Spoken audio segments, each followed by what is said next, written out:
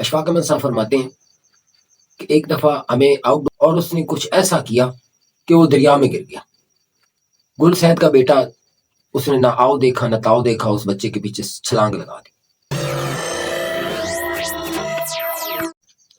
بسم اللہ الرحمن الرحیم. السلام علیکم دوستو. امید کرتا ہوں اللہ تعالیٰ کے کرم و فضل سے آپ بالکل ٹھیک ٹھاک ہوں گے اور ماہ رمضان کی رحمتیں اور برکتیں سمیٹ رہے ہوں گے.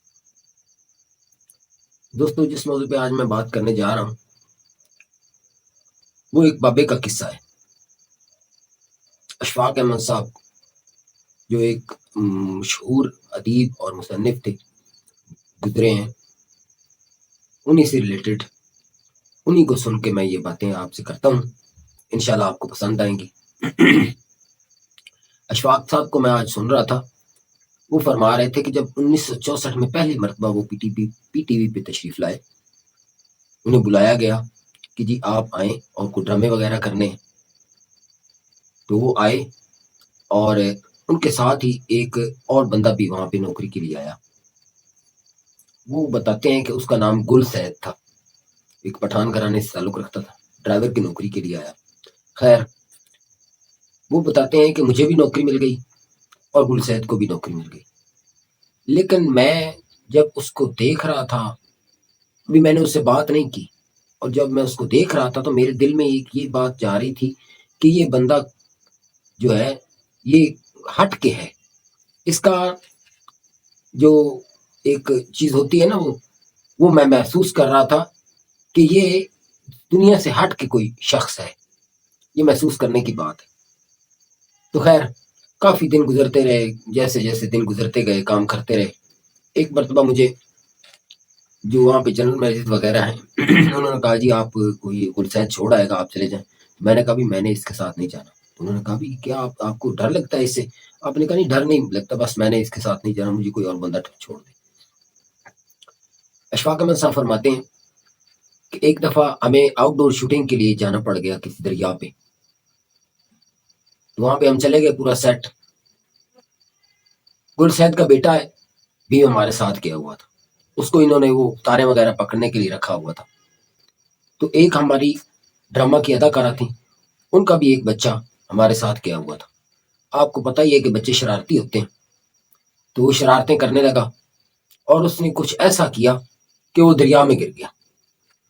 جب وہ دریا میں گرا، اور گرا ایسی جگہ پہ جہاں پہ پانی بہت گہرا تھا،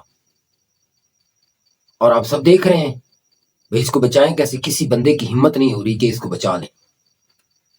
گل سید کا بیٹا اس نے نہ آؤ دیکھا نہ تاؤ دیکھا، اس بچے کے پیچھے چھلانگ لگا دی. اب وہ بچے تک پہنچ گیا، اس کو پکڑ لیا، اس کو پکڑ کے وہ کنارے تک لے آیا. لیکن وہ خود اتنا تھک گیا کہ بچہ تو بچ گیا لیکن گل سید کا بیٹا جو ہے وہ نہ بچ سکا.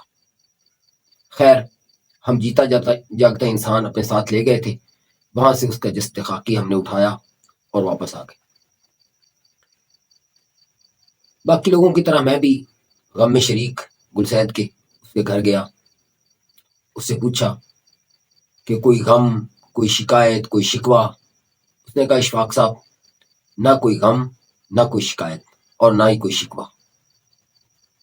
تو میں نے پوچھا کیوں بھائی، لوگ تو کرتے ہیں.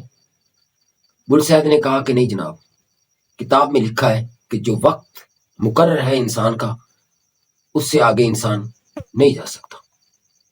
خیر، دن گزرتے گئے. گل سید اور میں ایک دن ریٹائرڈ ہو گئے.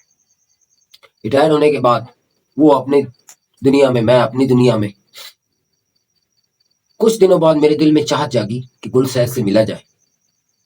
میں اسے ملنے چلا گیا. بیٹھے ملا. میں نے گل سید سے پوچھا کہ اب ریٹائر ہو گئے؟ اس نے کہا جی الحمدللہ ریٹائر ہو گیا، بڑا خوش ہوں. تو میں نے زندگی میں پہلا بندہ دیکھا جو ریٹائر ہونے کے بعد اتنا خوش تھا.